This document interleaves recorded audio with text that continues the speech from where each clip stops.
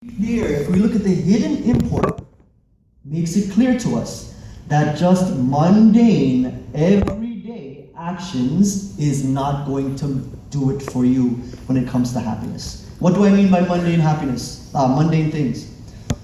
Eating, sleeping, and procreating. Procreating means having children. See, in life we get totally trapped that we think that all there is to life is eat, sleep, come home from work. Eat, sleep, come home. Eat, sleep, come home. And then by the time you know it, life is over. Isn't that true? You know, when I used to be an accountant, I used to be an accounting manager in New York City. And you know what was the tune of everybody? I can't wait for Friday. I can't wait for Friday. I can't wait for Friday. I can't wait. This was the tune they sang. And then I thought to myself, why can't they wait for Friday? I'm here enjoying what I'm doing, right? Because I gave away all my work, so I had nothing to do. So I was on YouTube. Yeah, I'm just kidding. I really enjoyed my work. Anything you do, you should enjoy it. But these guys, they couldn't wait till Friday. Then I kept on asking myself, if they keep on can't wait till Friday, if they keep singing that tune, what's going to happen? Friday's going to come, then the next Friday's going to come, then the next Friday's going to come, then the next Friday's going to come, and then what's going to happen? Then the last Friday will come on Friday. And guess what? They'll be still stuck in the mode of what? Depression. Why? Why? Because they didn't live every day to the fullest. See, if you want to be the most efficient in life, if you want to have and maximize the time that you are here, I believe in maximization. Whenever you're somewhere, whenever you're doing something, do your best, and your presence should be felt in such a way that no time was wasted.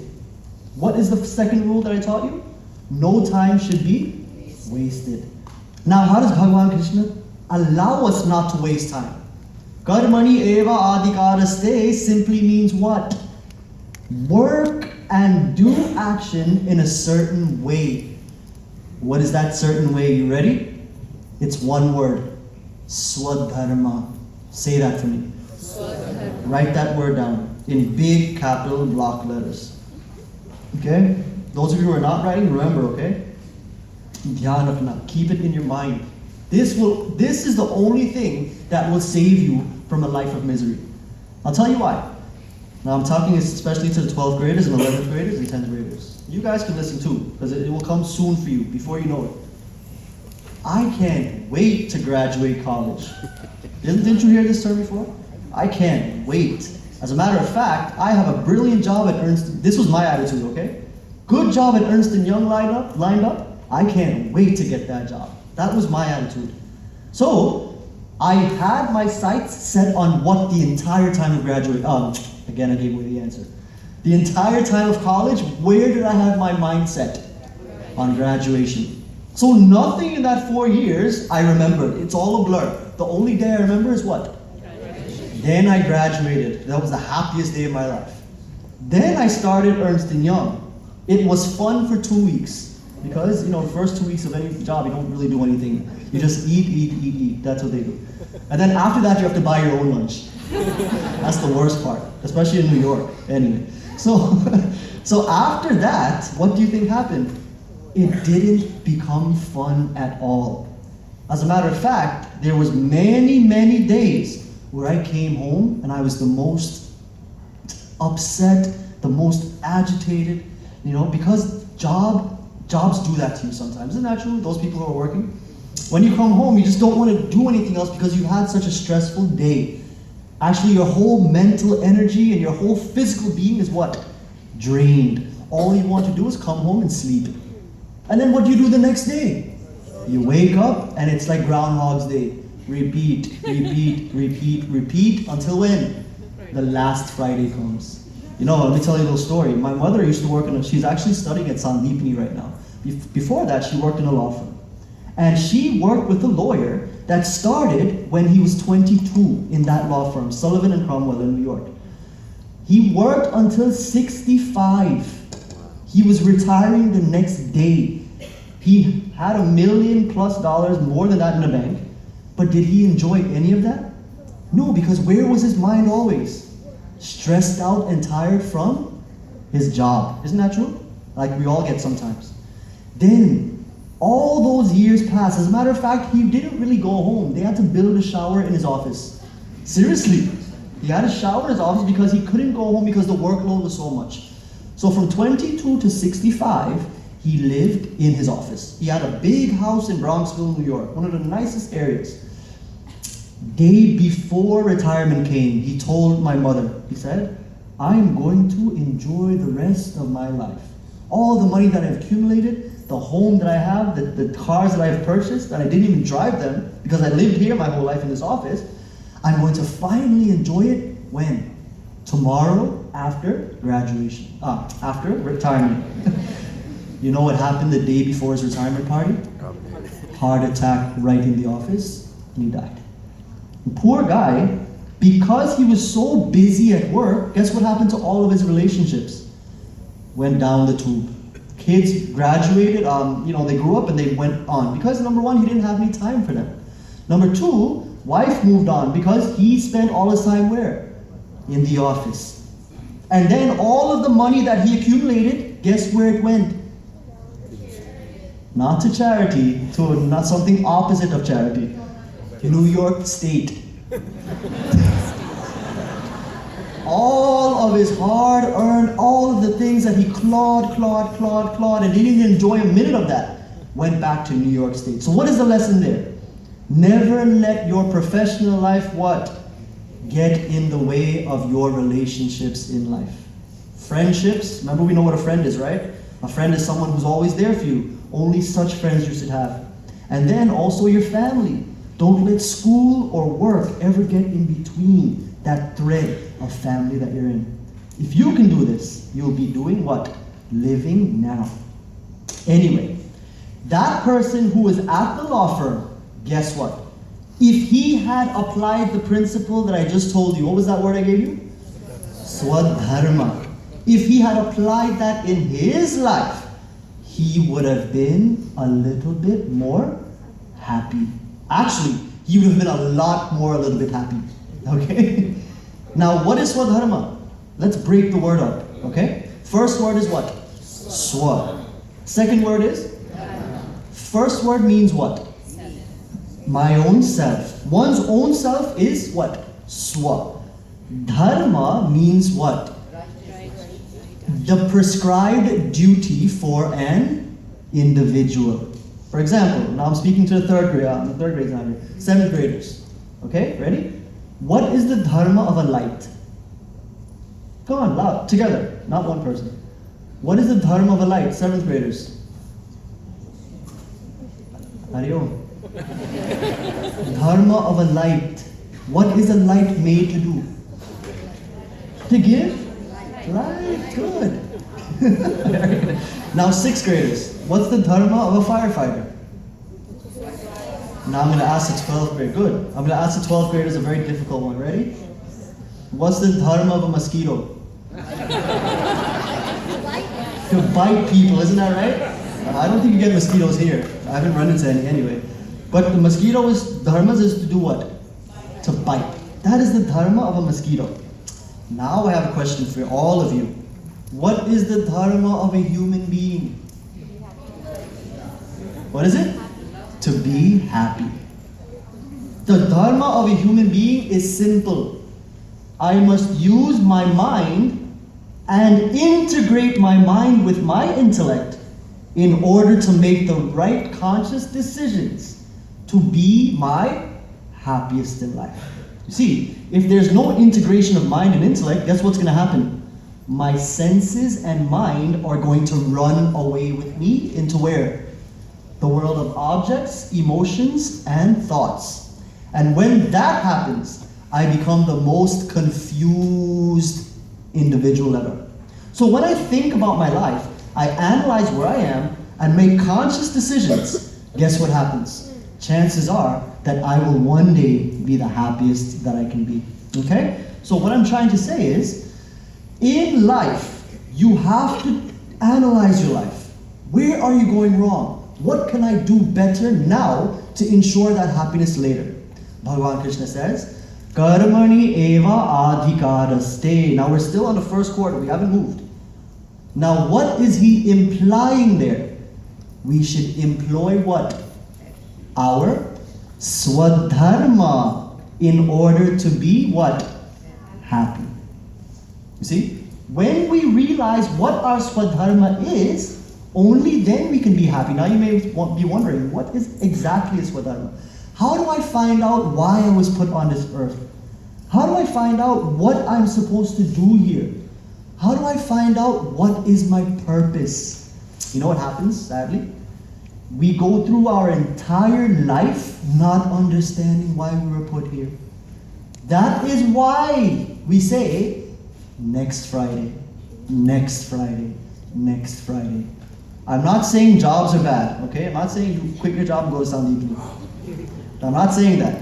What I'm saying is, even if you are working, what should you be doing or making some time for? That thing that you were made to do. It's as simple as that. Now the next logical question is, how do I figure that out? I'm confused enough as it is with biology, chemistry, and physiology, and accounting, and engineering. I'm confused. My brain is battered from all of this. Write this down. This is the surefire way to discover why you were put on earth. Now I want you to take a fresh piece of paper. This is your homework assignment. Make 3 columns. 3 columns. Ready? Now this is the way, if you really concentrate and you pray to God and allow Him to stimulate your buddhi, to allow your mind to be integrated, to find that happiness, this is the first way to realize that. Okay, 1 minute. First column. First column is, all right, ready? Things that I love to do. That's the first column. 12th graders, you better be, I hope you're remembering everything. Because when I come back, I'm going to ask, okay?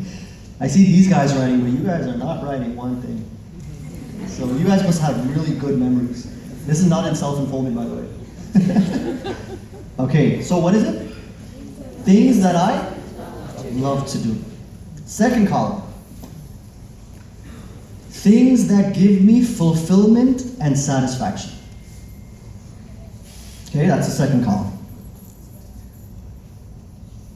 What's the first column? Second column? Good. See, 12th graders are listening. This class. Now, third column.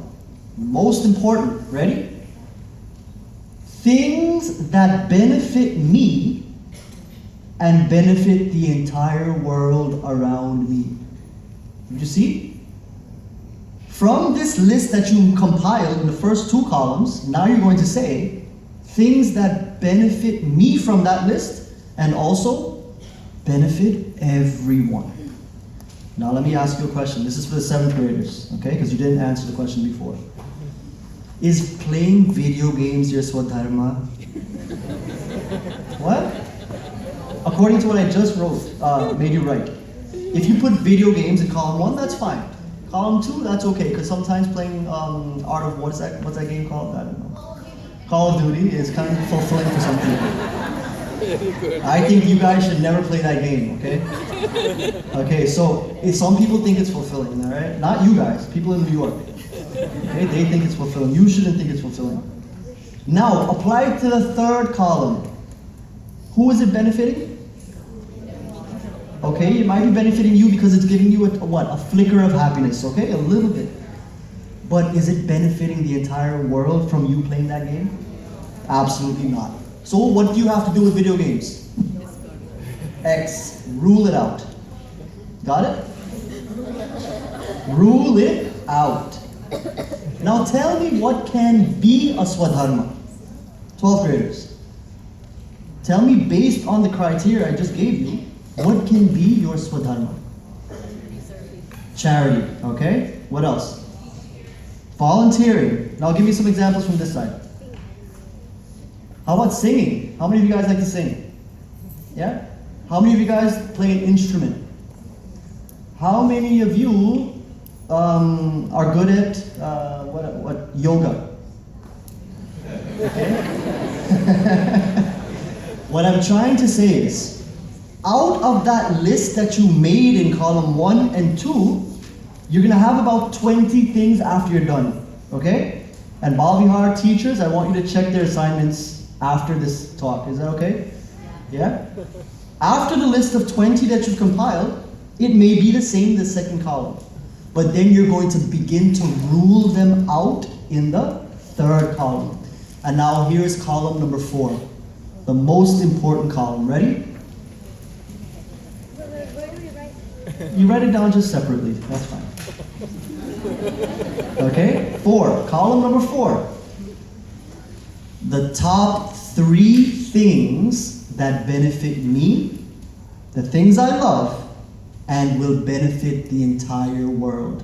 So now you're narrowing down column number 3 into your top what? Column number 4 into 3. Pick one of those things and do it every day for 15 minutes to begin with. And guess what's going to happen in your everyday life? You're going to be that much happier.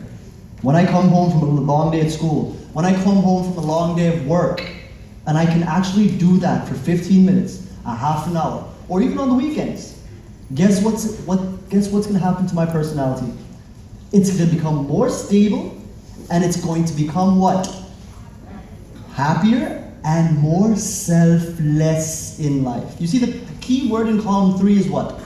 It benefits not only me, but it benefits others. You see how it works? I'll give you an example. My sister was very stressed out at work, and it went on for a very long time. And she's really good at Kuchipudi dance, okay, South Indian dance. So she stopped even that. I said, that is the biggest mistake. Why did you give that up? Just because your job is stressful. Anyway, I went on to say, okay, you left that dance, that's fine. What you do is, when you come home from work, and this will help, you sit in some sort of meditation, but what do you think about? Think about something that makes you happy. If you can't do any of the things because you're tremendously busy, here's what you do. You sit down in a quiet place, and remember, meditation is an action, okay? It's a form of action. You stimulate your mind in such a way that you bring to mind what? The good things that are going on in your life. Write that down. That's rule number 4. Okay, after this chart, write this down. Acknowledge and remember the good things that are going on in your life. I'll tell you a short story about my father. My father, before he passed away in 2009, he was the advisor to the president of Guyana. He's a spiritual advisor to the president of that country. Okay, we're from Guyana. Our great-grandparents came from Uttaranchal, India. Okay, but before that, he was the assistant advisor to the president of Guyana. Okay, for 3 whole years, his job was to simply find the root cause of suicide. So when people would come in a very depressed state to see the president, guess who they would meet first? My father. He was the frontline man. So one day a man came to see him, and this man said, I'm going to commit suicide today. My father said, oh, slow down, slow down. You tell me what's going on in your life. Before the man could say anything, my father said, I'm sorry to hear that your son has cancer. I'm sorry to hear that. He said, what? The man now is saying, what? My son doesn't have cancer. My son is in one of the most top universities of medicine in America right now. He's studying and he's about to graduate. My father said, good, write that down. Second thing my father said to him, I'm sorry that, your daughter didn't turn out to be the best person that there is in society.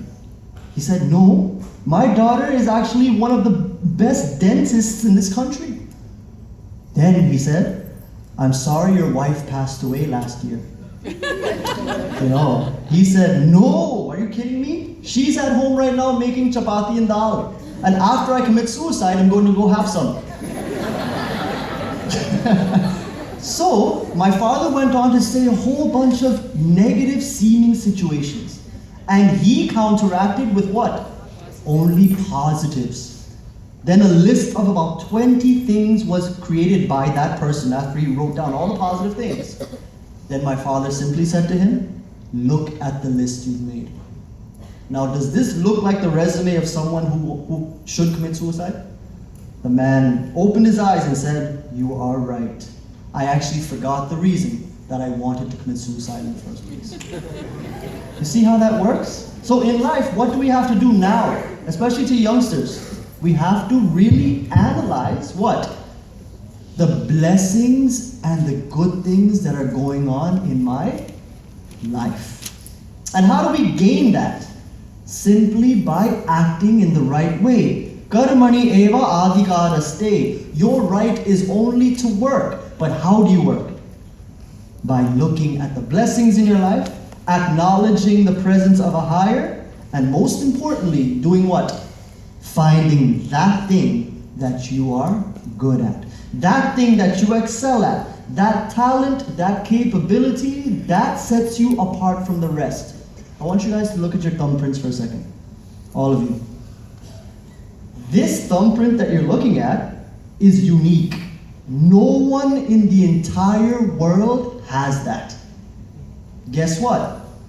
There is something about you today.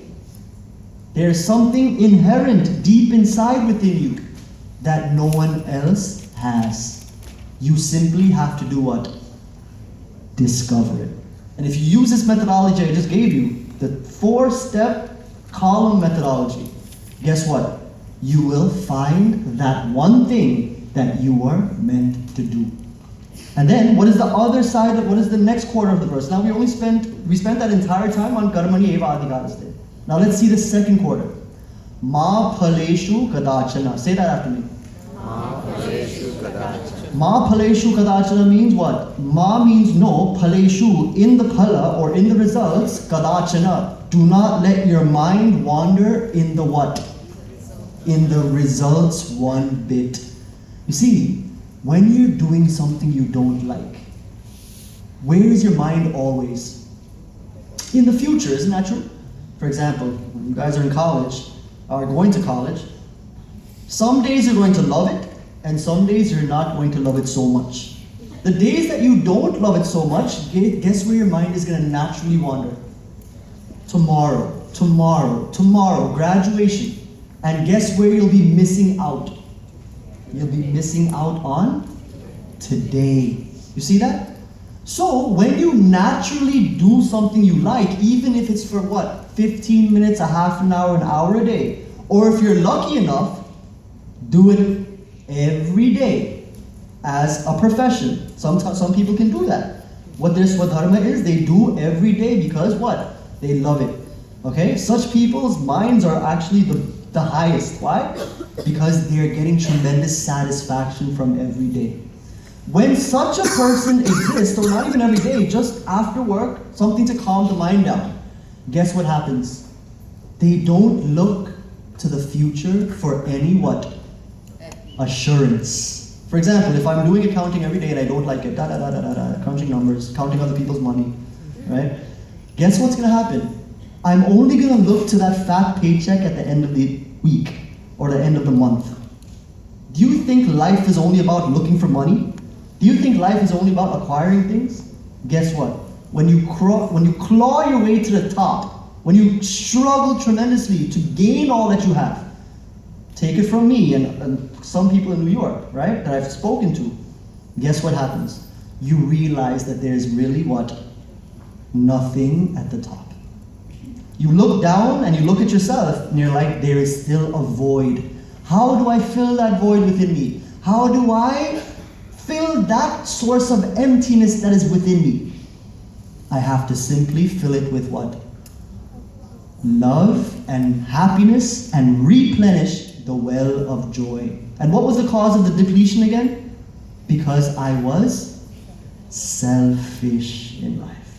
I did only the things that benefited who? Me and my family. In New York, not you, right? People say, as long as I'm okay and my family is okay, I'm okay. This is not the attitude to have. As a matter of fact, if you have such an attitude, you will end up being the most miserable person. Your attitude should be, if I'm okay, my family okay, and every single family around me is okay. Like Puja Gurudev's and Puja Guruji's and Swami Ishwarananda's attitude. If he wasn't here to lead us, to guide us, the world was his family. Imagine where would we go on a Sunday? We would probably go to IHOP and call it a day. And then we'll IHOP our way into sorrows. Yeah, we'll hop our way into sorrows. But we come to a place because of selfless attitude. Gurudev was who? He was one man who made a change. Some people say, oh, I'm only one person. How can I make a change? Gurudev, Puja Gurudev, is the living example of one person, as you saw in Quest, right? Of one person who made a change, not only for himself, but made the change for the entire world. Imagine if he followed Tapawan's advice, Tapawanji's advice, and stayed up in Uttarkashi, right? Where would the Chinmaya mission be? Where would we go? What kind of things would we be into? But listen to the most important thing. Puja Gurudev, Puja Guruji, Swami Ishwaranandaji, and all great Swamis. Guess what? They have sacrificed their life for all of us. And you know what the highest tribute is to them? You know, when someone passes away, especially a guru, number one, the guru never leaves you. When a guru passes away in our life, we aim to jump. We do guru jumping, hopping. When he passes away, let's move on to another one. This shouldn't be the case. When a guru or a great person passes away, understand that they still exist in the universe. They exist. We just have to continue to do what? Follow their instructions. When you can do that in your own life, especially karmani eva adhikaraste swadharma, you would have been what? Paying the highest tribute to who? Puja Guru Dev, especially, and Guruji. Only when you have a yuktified intellect can you attempt to reach that stage which they have laid out for us. Okay? So, what is the name of the topic of today's talk? Power of now. Let's review. Why should we discover now what we're meant to be doing in this world? And before we go into that, for those of you who think, oh, it's too late for me, only 10 years ago, you know, in Ramayana, is it Kishkinda? Kishkinda Kanda, you know what happens? Hanumanji sits very silently, very dormant. And all the rest of the bears that are on the shore, right? Bears and monkeys were there, right? Richa and Bana. So the rest of them that were there, they were deciding who will go fetch Sita from Lanka to where? India, right? Where they were. One of them said, when Jambavant, the leader, approached one of them, he said, if only I was 10 years younger. That's what one of them said. Another one said, I can go, but to come back is a problem. Like the person who swam halfway across the English Channel, he said, I'm tired, let me swim back. He swam halfway and he swam back. He might as well have swam the whole thing, right? What I'm trying to say is, right, just like that person couldn't make it all the way through. In life, what we have to realize is today is the day we have to realize that we are the youngest we'll ever be. Don't look at 10 years ago. Don't look at 10 years from now. Look at today and do what you have to do. And there's a very beautiful bhajan that illustrates this point. Ritesh, can you play Dadra? Can you play Dadra? 6 beats? Yeah?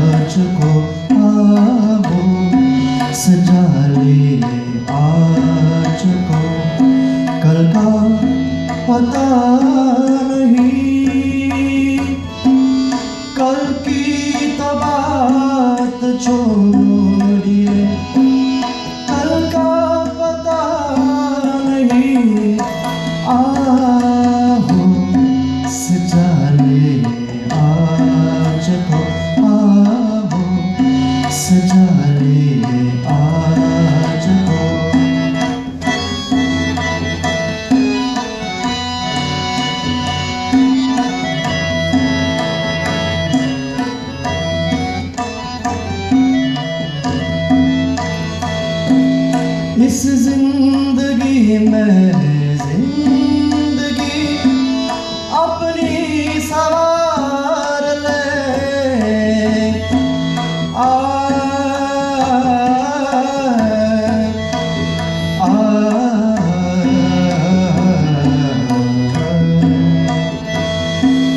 इस जिंदगी में जिंदगी अपनी सवार ले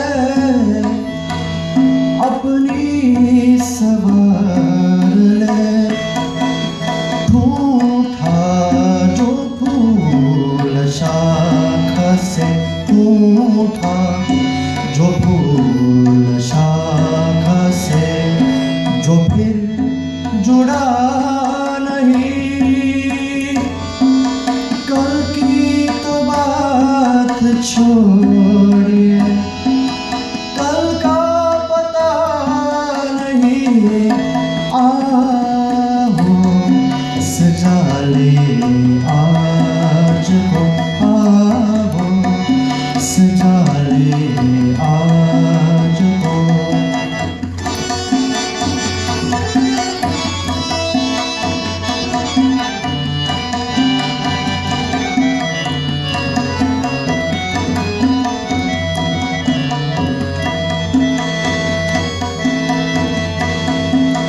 आने न दीजिए कभी इस दिल में शक शुबा आने न दीजिए कभी इस दिल में शक शुबा इस दिल में शक शुबा In this verse we see आने न दीजिए कभी इस दिल में शक शुबा. There is no cure for ill feelings and depression in life. What we have to do is move forward always.